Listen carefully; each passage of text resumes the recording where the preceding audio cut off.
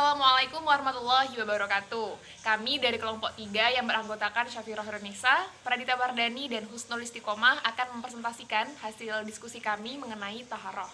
Dan di sini saya Syafirah Nisa akan menjelaskan tentang materi pengertian bersuci dari hadas dan najis atau taharoh dan macam-macam hadas. Baiklah, kita langsung saja mulai ke materi pertama, yaitu pengertian bersuci dari hadas dan najis atau taharoh. Taharoh menurut bahasa berarti bersuci. Menurut syara atau istilah adalah membersihkan diri, baik meliputi pakaian, tempat, dan benda-benda lain dari najis dan hadas, menurut cara yang ditentukan oleh syariat Islam. Taharoh bersuci adalah syarat wajib yang harus dipenuhi dan dilakukan dalam beberapa macam ibadah, sebagaimana Al-Quran Surah Al-Maidah ayat 6 berbunyi, Bismillahirrahmanirrahim.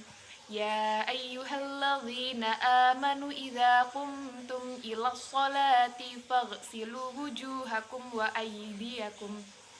aydiyakum ilal marafiqi wamsahu bi ru'usikum wa arjulakum ilal ka'bain wa in kuntum junuban fattahharu wa in kuntum marada aw ala safarin aw jaa ahadum minkum minal ghaiti aw lamastumun nisaa afalam tajidu ma'an fatayammamu sa'idan tayyiban famsahu biwujuhikum wa aydiyakum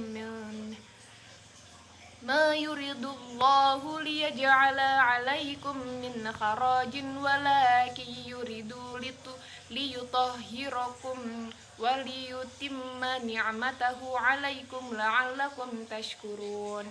Artinya, wahai orang-orang yang beriman, apabila kamu hendak mengerjakan sholat, maka basuhilah mukamu dan tanganmu sampai dengan siku, dan sapulah kepalamu dan basuh kakimu sampai dengan kedua mata kaki. Dan jika kamu junub, maka mandilah.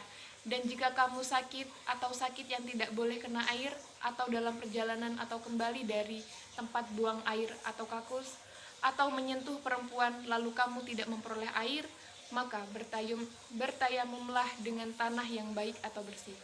Sapulah mukamu dan tanganmu dengan tanah itu atau tayamum.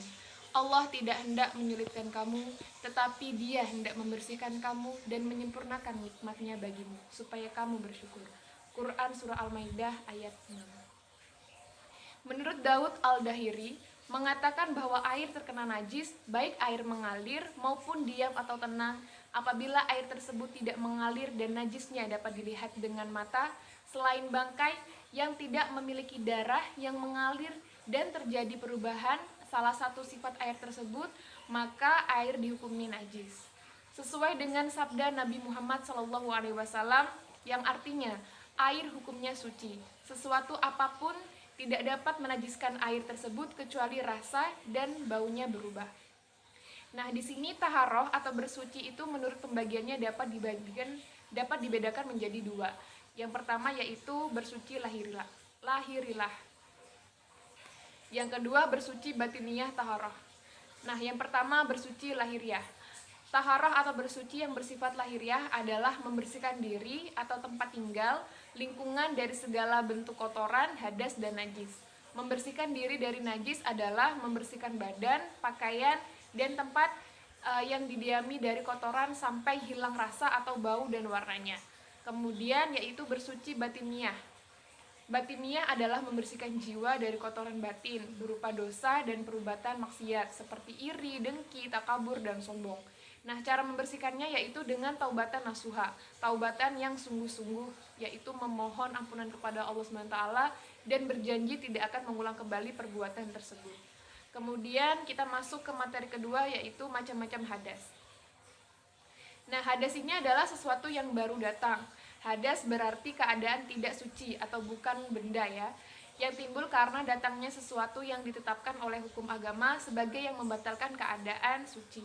Nah, di sini dalam ilmu fikih, hadas itu ada dua macam. Yang pertama hadas kecil dan yang kedua adalah hadas besar.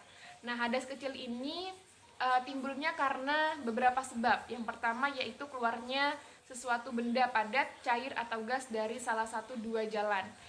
Kemudian yang kedua, hilang akal atau kesadaran. Misal mabuk, pingsan, tidur, gila, dan lain sebagainya.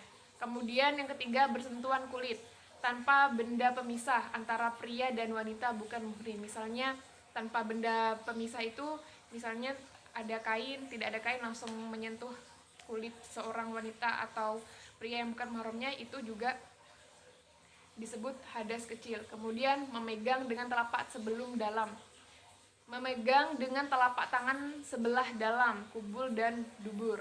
Yang kemudian hadas besar. Hadas besar ini timbulnya karena beberapa sebab. Yang pertama adalah keluarnya air mani atau sperma, yang kemudian kedua bertubuhan atau jima, yang ketiga haid atau menstruasi, kemudian yang keempat nifas, keluar darah sesudah persalinan, kemudian yang kelima wiladah, darah ketika bersalin, dan terakhir adalah mati. Nah, di sini jadi cara bersuci hadas besar dan hadas kecil itu berbeda. Hadas besar dengan cara mandi dan hadas kecil dengan cara berwudu. Nah, itu dia kedua materi yang sudah saya sampaikan. Kemudian materi selanjutnya akan dijelaskan oleh partner saya. Melanjutkan presentasi dari saudari Syafira Herunisa mengenai cara menghilangkan hadas. Nah, seperti yang kita ketahui bahwa hadas ini dibedakan menjadi dua, yaitu hadas besar dan hadas kecil. Nah, bagaimana cara untuk menghilangkannya? Yaitu untuk menghilangkan hadas besar dengan cara mandi ataupun bertayamum. Kemudian, untuk menghilangkan hadas kecil itu dengan cara berwudu. Nah, satu, mandi. Mandi merupakan cara kita untuk membersihkan kotoran yang ada pada anggota tubuh. Kemudian yang kedua itu berwudu. Nah, wudu ini dilakukan apabila kita hendak melaksanakan sholat ataupun ibadah-ibadah yang diperlukan untuk bersuci. Nah, adapun yang menjadi rukun dari wudu yaitu niat, yang kedua membasuh muka, yang ketiga membasuh tangan, lalu yang keempat membasuh kepala, lalu yang kelima membasuh kaki sampai mata kaki, lalu yang keenam yaitu tertib. Nah, adapun sunnah-sunnah dari wudu yaitu yang pertama membaca basmalah, kemudian membersihkan mulut dengan siwak, lalu mencuci tangan, kemudian berkumur, lalu memasukkan air ke dalam hidung lalu menyemprotkannya, kemudian membasuh seluruh kepala, lalu membasuh telinga, lalu mendahulukan anggota bagian kanan.